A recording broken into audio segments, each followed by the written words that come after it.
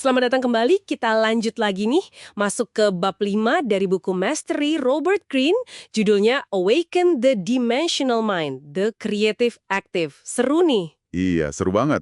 Bab ini fokusnya ke gimana kita bisa membangunkan lagi kekuatan kreatif alami kita.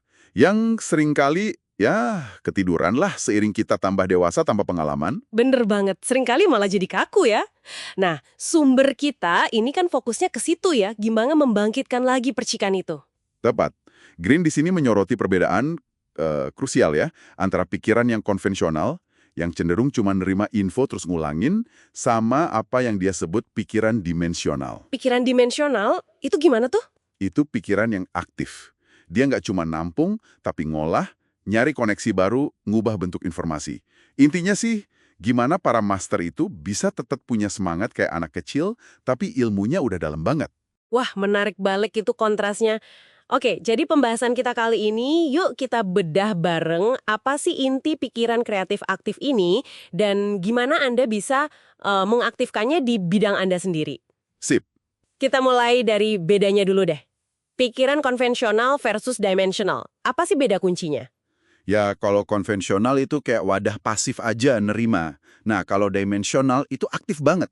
Dia ngolah, dia menghubungkan, dia menciptakan sesuatu yang baru, yang orisinal. Ini bukan soal bakat semata loh, tapi lebih ke sikap. Sikap ya? Iya, sikap. Kuncinya itu ya itu tadi, menjaga rasa ingin tahu sama fleksibilitas berpikir.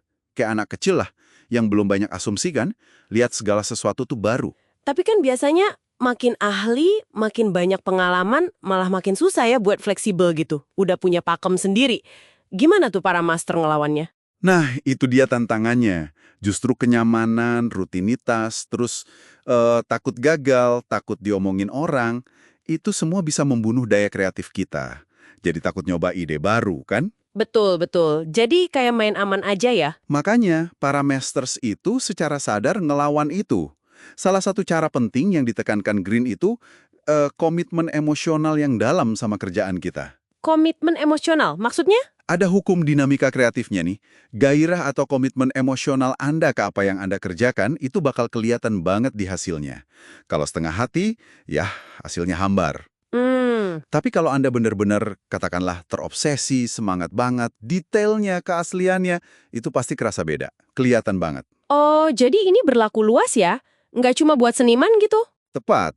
Desain, bisnis, teknologi, semua sama aja. Coba lihat Paul Graham, pendiri Y Combinator. Dia kan pakai pendekatan hacker tuh. Coba gagal, belajar, ulang lagi buat bikin via web. Via web yang pionir e-commerce itu kan? Iya, itu kan butuh keberanian banget buat keluar dari pakem bisnis waktu itu. Nah, dorongannya itu ya keyakinan kuat, komitmen emosional tadi. Itu yang ngasih energi buat nembus batasan. Ngomongin nembus batasan, Green juga nyinggung soal ketidakpastian ya dalam proses kreatif. Kayaknya ini nih yang sering bikin orang mundur. Rasa aman itu kuat banget ya. Betul sekali. Kreativitas sejati itu ya harus berani menghadapi yang nggak pasti. Kalau kita maunya semua aman, terduga, ya kita bakal membatasi diri sendiri. Nggak berani eksplorasi jauh-jauh. Jadi harus berani keluar dari zona nyaman ya. Harus. Dan yang menarik, Green bilang penemuan hebat, momen aha, atau serendipity itu sering muncul justru pas kita lagi nggak fokus banget sama masalahnya. Pas lagi santai, mau tidur, atau denger lelucon. Oh ya?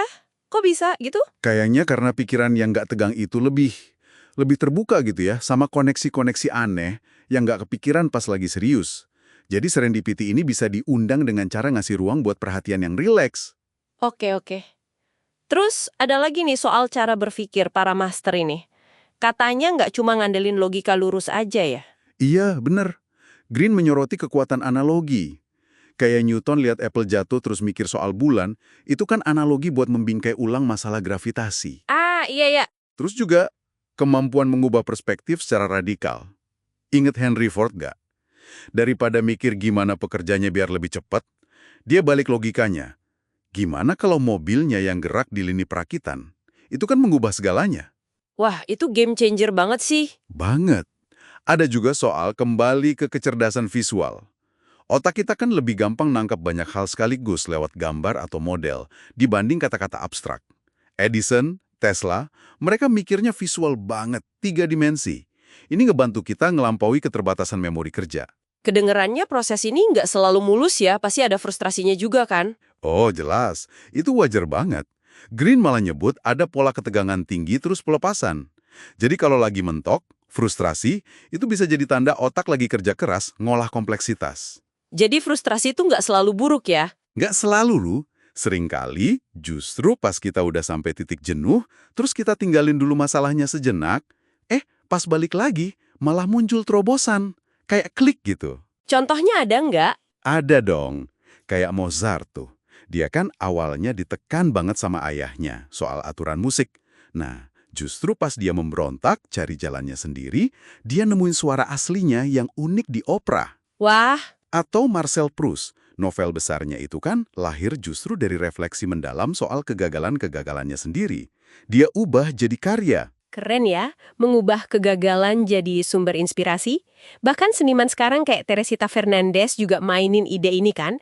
Karyanya Stacked Waters itu. Menarik justru karena apa yang nggak kelihatan jelas. Bener, itu contoh bagus pikiran dimensional yang nantang ekspektasi.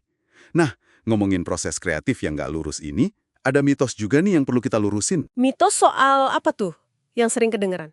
Mitos kalau kegilaan atau mungkin pakai obat-obatan itu bisa memicu kreativitas tingkat tinggi. Jenius itu harus gila gitu.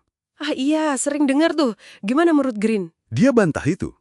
Contohnya John Coltrane, musisi jazz hebat itu, dia sendiri ngaku kalau karya terburuknya justru pas dia lagi kecanduan heroin.